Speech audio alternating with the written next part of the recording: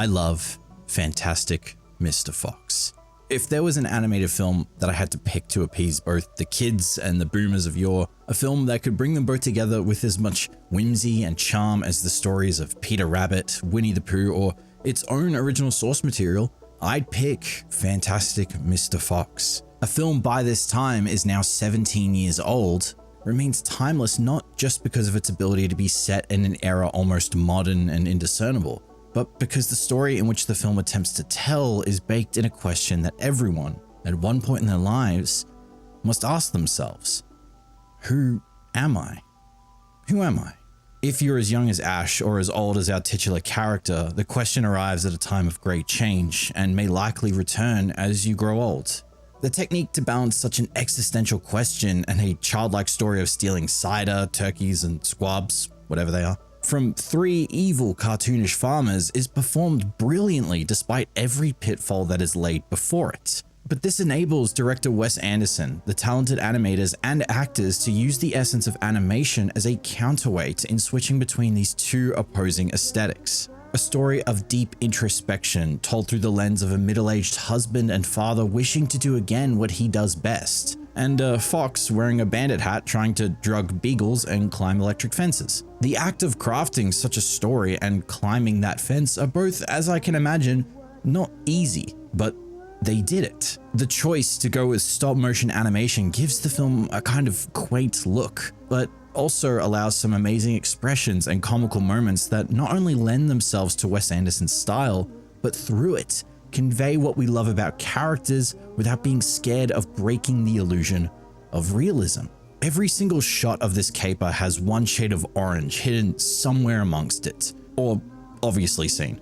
This makes it feel established in this Anderson Americanized fictional British countryside that's still heavily inspired by the fields of which Roald Dahl lived. Countless photos of where the author worked and lived were taken and reimagined into the film to give it more of his own style and spiritual blood. The model of the Dahl house to his own personal coffee mug helps build a world that originates from the man inhabiting these spaces, but it also informs the artist on how to create it. The animators were inspired by the performances of the cast, who some were filmed in on-set locations for more dynamic sounds that influenced the puppeteer's choices when looking at storyboards and videos. Even Wes would film himself in multiple roles of a single scene to imply the blocking of the shot and the emotional beats between lines to indicate strong character choice or comedic wacky right dance moves. Damn, he's so fucking cool. These environments allow the actors to move more freely and embody the characters that would help create the voice for them. George Clooney as Mr. Fox in hindsight might be just one of the smartest casting choices of all time. His smooth Nespresso voice and demeanor exudes the confidence of our trickster Fox. But when the emotional beats and comedic trips hit, his range as an actor gives a vulnerability in his vocal range many might forget he possesses because of his status as an iconic Hollywood man. I say this with all the pride and iced latte in my veins. This is his best role. I don't care how much you love Jay Kelly, or you're a mum that you watched Ocean's 11 in your mid-30s and you get a little excited when the Nespresso ads come on, okay? We all do. Cast opposed to the GOAT Meryl Streep, this marriage just clears every angle. The work of all combined, while baked in realistic environments and artistic choices, makes the tall tale of our fox thief something so rich and quirky. It even embodies the essence of being a novel. In fact, the film makes a point in showing you this at the beginning when the hand of a child is holding a copy of Dahl's book, indicating what you are watching is fiction within a supposed fiction. So don't question it. Go along for the ride and see how consistent the film is in making you love a group of wild animals. I personally never thought that I could relate so much to a fox wearing a corduroy suit in autumn. I have too much cake and it's summer here. Never mind having the moniker of being a fantastic individual to all of those around him, Mr. Fox is at first someone who seems to never be able to make a mistake, and at which he succeeds at every endeavor he pursues.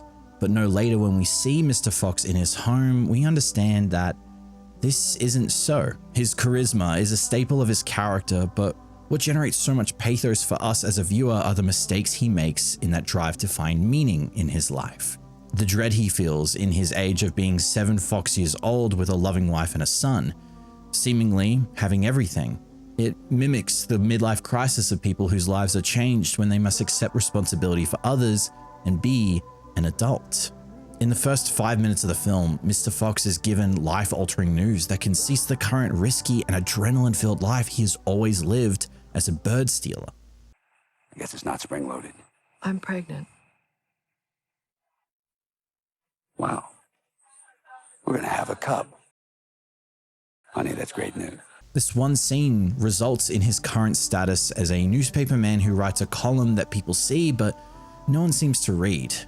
Now devoid of being extremely skilled at something that he himself can be proud of, Mr. Fox attempts to fill this void when deciding to change his housing situation for his family by buying a nice tree, furnishing it, and living above ground. Yet this doesn't satiate his desire for the old life. So enters his mind the idea to steal from the 3 biggest, nastiest, and scariest farmers in the history of the valley. Only upon some success does this old life catch back up to him and permanently affects not only himself, but every single animal close to him, thus destroying the life his family had built, left to hide in fear, deeper in the ground than the home they had left behind. Besides being a spiritual inspiration for Breaking Bad, Mr. Fox has a lot of moving parts. Its aesthetics involve a chef rabbit praying before dodging bullets, a psychotic cider-addicted West Side Story rat, and so much cussing great dialogue that I can't cuss and tell you all the great things about it without reciting every cuss damn scene word for word like, what the cuss? These quirky and humorous moments are all just the yummy icing on Mrs. Bean's nutmeg ginger apple snaps that at its core is following characters who are trying to be the people they want to be despite their own shortcomings or circumstances. This is realized in my favorite scene of the film between Foxy and his son, Ash. Noel Baumbach and Wes Anderson made the genius decision when writing the script to take all 4 sons of Mr. Fox in the book and replace them with one. Ash is Mr. Fox's small, spitting, rude, pajama cape, comic reading, sock on head wearing ass son of a cuss who, being the child of such a well-regarded and popular individual, feels a constant need to prove himself as his son by being as fast and capable at everything, especially to his dad, and juxtaposed to his cousin Christopherson, who is very skilled at everything, is taller, even though he's younger. Feeling inadequate in every way, shape, or form to everyone around him, Ash wishes to be an athlete, but he is instead met with an entirely different descriptive word: different. Every character when describing him does this in the exact same way. He's different.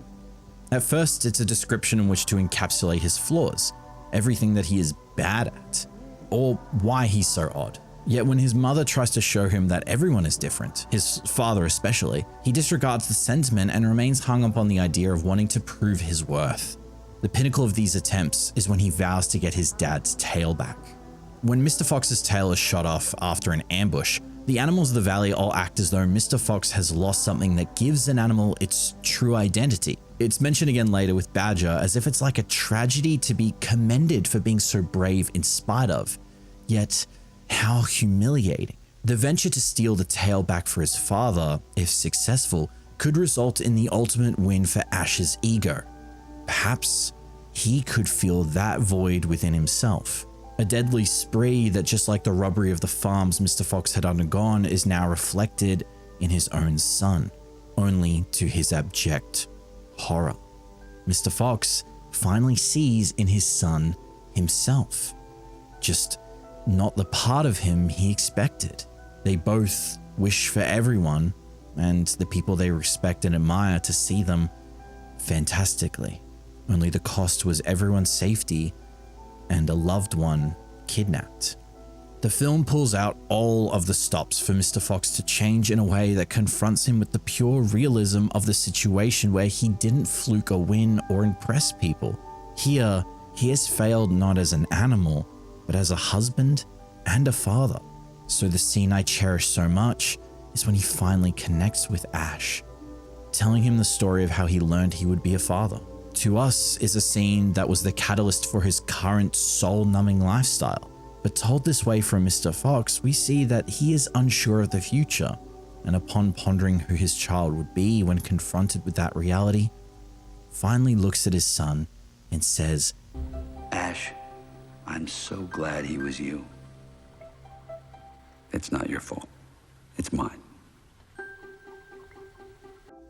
By the end of the film, Mr. Fox's relationship with his son finally comes full circle when he gives Ash something that is representative of being a wild animal, a bandit hat. I know what you're thinking, 40% off is a steal, but also a bandit hat. And the reason for that is because when Mr. Fox brings Kylie the opossum into his last big job, he gives him a bandit hat. And as more accomplices join, they each get one. Christopherson receiving this vote of confidence to help infuriates Ash as he expresses his anger that he didn't get shot at or get a bandit hat. Despite not getting one at all and sticking with a makeshift tube sock, the young Fox saves his father, cousin, and opossum guy that your dad brings around by getting shot at, and finally hears the two sentences every young kid wishes to hear. You're an athlete, and put this bandit hat on. Mr. Fox's illegal vocation and skillful occupation is the flag he plants for himself, and now giving his own son a moniker that one wears to engage with it accepts him not just as his son, but also as a wild animal. I always feel a deep personal connection when looking at the relationship between Mr. Fox and Ash. A bond that has a hardship of someone who is not a model father, but a guy just trying to do his best regardless and fumbling. Only to realize that if he embraces his son, they can soon embrace their own differences and be free of insecurity from comparison. Acceptance of one's nature, who they are, or what they want to be, is the DNA of this film. By the end, Mr. Fox has changed. He is a better family man and takes care of others in his community.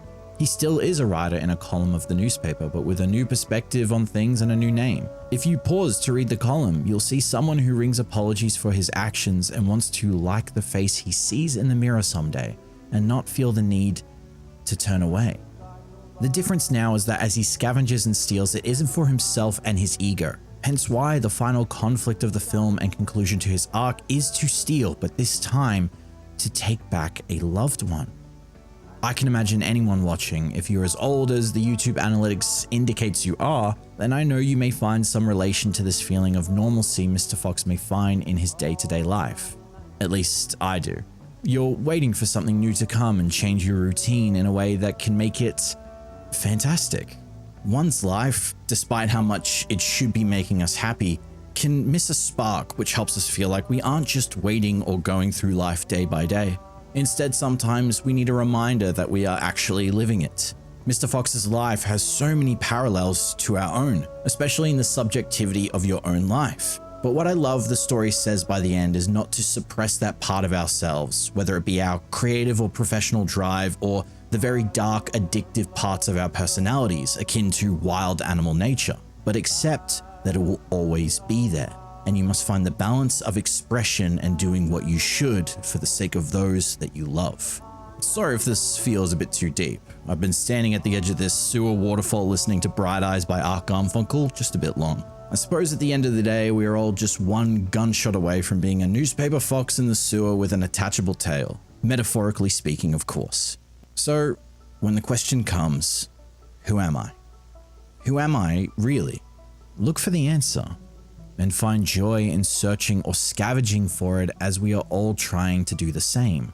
Because in the eyes of our corduroy wearing vulpus, what is life without a little risk? So put this bandit hat on.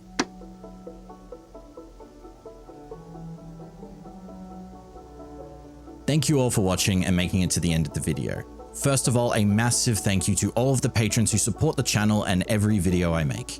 I've been wanting to make a video about this film for a long time.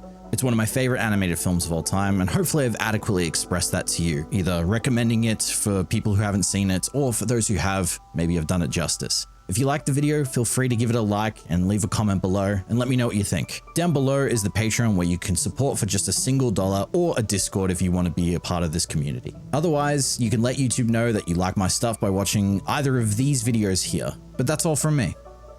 Thank you so much for watching. My name is Mugen, and I'll see you in the next one.